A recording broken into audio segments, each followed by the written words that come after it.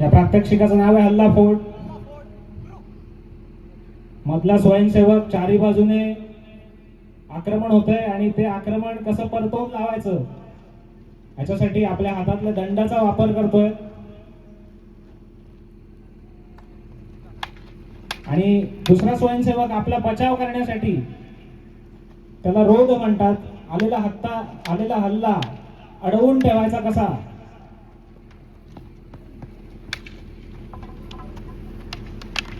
आता जेव्हा गलवान घाटीमध्ये भारत आणि चीन या संख्येनं जेव्हा त्यांच्या कराराप्रमाणे कोणत्याही शस्त्रांचा वापर करता येत नव्हता, तेव्हा फक्त दंडाचा वापर करून आणि आपल्या स्वतःच्या हाताचा शस्त्र म्हणून वापर करून चीनी सैन्याला त्यांनी मागे रोखलेलं होतं गलवान घाटीमध्ये.